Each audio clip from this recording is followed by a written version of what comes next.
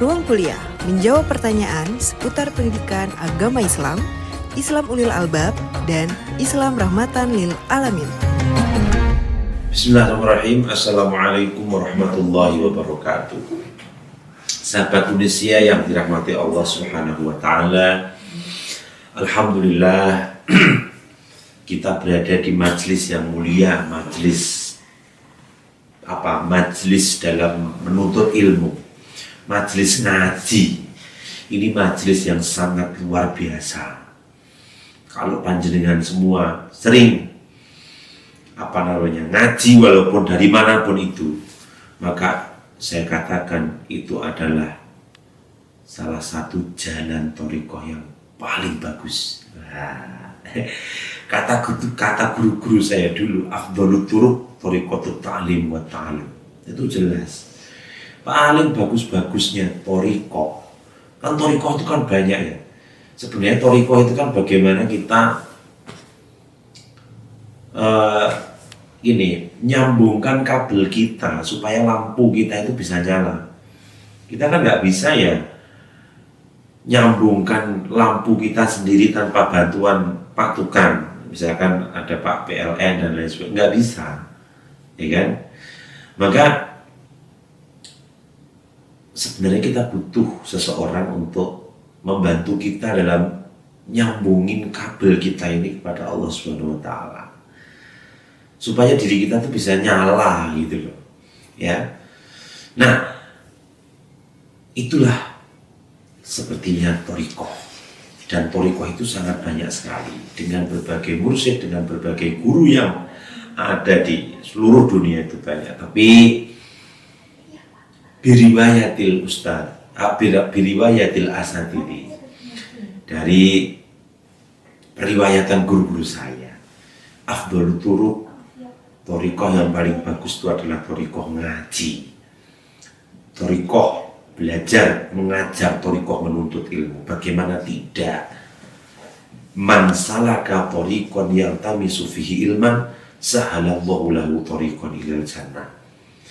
Orang kok suluk atau berthariqah itu dengan cara menuntut ilmu, ya yaltamisu fihi ilman, ya sahalallahu lahu thariqan ilal jannah, maka Allah akan menggampangkan jalannya menuju surga. Sebenarnya jalan kita menuju surga itu mudah kok, nggak usah sulit-sulit. Jadi kita duduk, belajar, ngaji, nyatet, dengerin apa yang dibilang dan kita lakukan, kita amalkan, kita lakukan dalam kehidupan sehari-hari. Itu adalah jalan yang paling mudah dalam kita menuju ke surganya Allah. Jadi menuntut ilmu, mencari ilmu adalah sesuatu yang memang benar-benar luar biasa.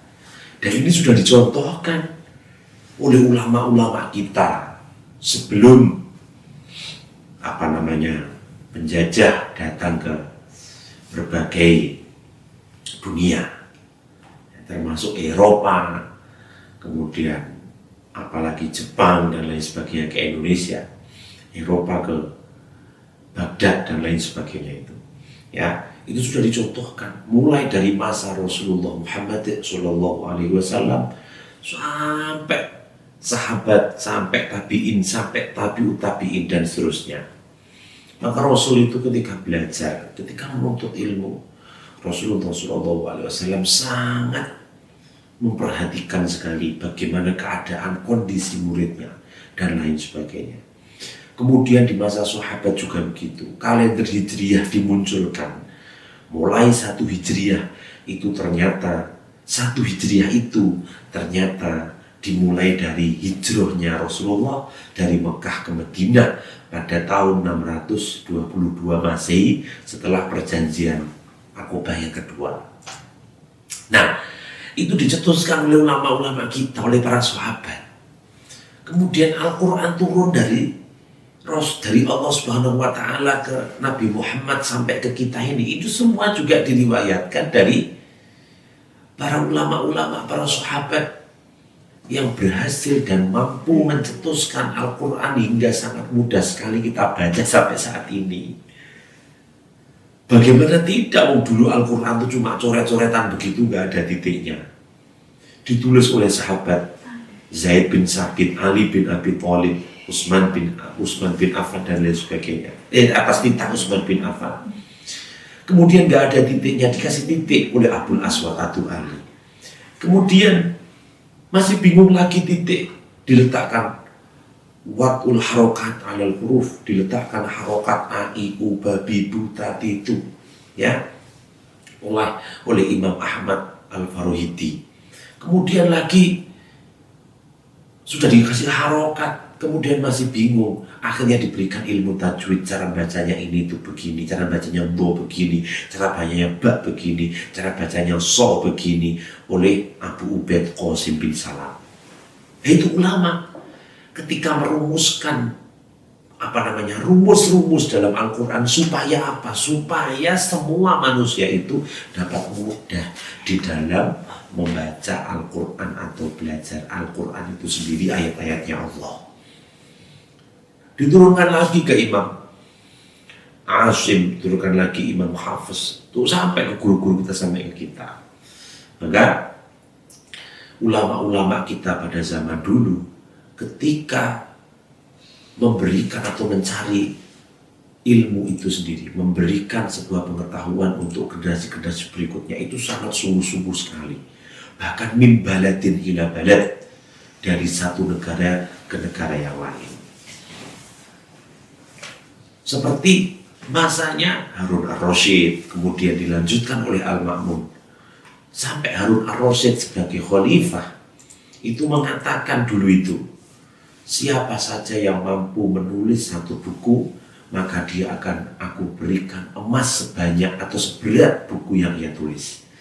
Bayangkan para hadirin, pemirsa, mendengar, sahabat Indonesia yang dirahmati Allah Subhanahu wa Ta'ala, jika saat ini kita disuruh menulis buku, kemudian kita diberikan emas seberat buku yang kita tulis, banyak sekali itu orang-orang yang belum dalam menulis buku. Tapi ketika kita nulis buku itu nggak mampu kalau kita nggak mengetahui pengetahuan yang sangat banyak. Kita nggak mampu kalau kita nggak tahu akan ilmu-ilmu yang lain yang akan kita tuliskan di dalam tulisan kita itu. Maka kalau kita ingin nulis buku, ya kita belajar dulu, kita berguru dulu. Kita harus mampu belajar kepada seorang guru dulu. Apapun itu ilmunya, yang penting baik buat diri kita dan dapat kita amalkan dalam kehidupan kita sehari-hari. Dari satu tempat ke tempat yang lain. Bahkan perpustakaan, ya, Baitul Hikmah itu dulu digunakan oleh khalifah. Baik Harun Ar-Rasyid diteruskan oleh Al-Ma'mun itu tidak hanya sebagai tempat pengumpulan buku, tidak hanya sebagai tempat membaca buku, tidak. Tetapi itu juga digunakan sebagai tempat peristirahatan bagi orang-orang pelancong yang sedang menuntut ilmu. Itu kalau menuntut ilmu bertahun-tahun, kan metodenya pada saat itu masih tekstualis. Kalau nggak selesai satu buku, maka dia tidak akan berpindah. Ya, jadi ulama-ulama kita di dalam merumuskan sebuah keilmuan, di dalam merancang sebuah keilmuan, itu sangat bersungguh-sungguh. Maka muncul manjada, wajada, orang-orang yang sungguh-sungguh dalam menuntut ilmu itu, wajada, pasti besok dia akan menemukan dari kelezatan ilmunya itu sendiri. La sohiba ilmin mamkut, nggak ada Pak, nggak ada para hadirin, sahabat Indonesia yang dirahmati Allah Subhanahu wa Ta'ala. Orang-orang yang punya ilmu banyak atau orang berilmu itu, dia kesusahan di dalam mendapatkan rezekinya Allah Subhanahu wa Ta'ala, nggak ada.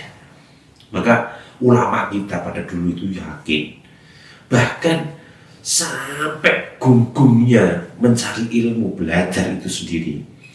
Ketika ada seorang guru yang tidak sepakat dengan muridnya, kalau sekarang kan bingung, ya kan, sekarang kan menentang kebijakan dan lain sebagainya, ya boleh, demo boleh. Tapi ulama kita dulu itu menyontohkan bahwa dengan keilmuan ini, itu Al-Ghazali ditentang oleh Ibnu Rushd, ya, yang menuliskan kitab Tahafut. Itu sebenarnya kitab protes terhadap kitabnya Al-Ghazali atau bukunya Al-Ghazali yang berjudul Tahafudul Falasifah. Gak setuju muridnya, akhirnya muridnya tidak protes kepada Imam Ghazali, tapi malah dia menuliskan buku yang buku itu mengcounter atau memberikan islah terhadap apa yang ditulis oleh gurunya. Nah, ini membuktikan bahwa keilmuan itu berjalan. Menuntut ilmu itu adalah suatu hal yang sangat bagus. Maka dari itu, para hadirin sahabat Indonesia yang dirahmati Allah Subhanahu wa Ta'ala, jangan lupa kita tancapkan dalam diri kita, dimanapun dan kapanpun, kapasitas kita itu adalah sebagai santri, kapasitas kita itu adalah sebagai murid, kapasitas kita itu adalah sebagai orang yang mencari ilmu. Kapanpun, dimanapun, sampai kapanpun kita menginjak usia, semuanya adalah kita gunakan untuk tetap terus menjadi belajar dan mencari pengetahuan yang sangat banyak. Terima kasih. Semoga Allah Subhanahu wa Ta'ala menguatkan kita di dalam istiqomah untuk terus menuntut ilmu.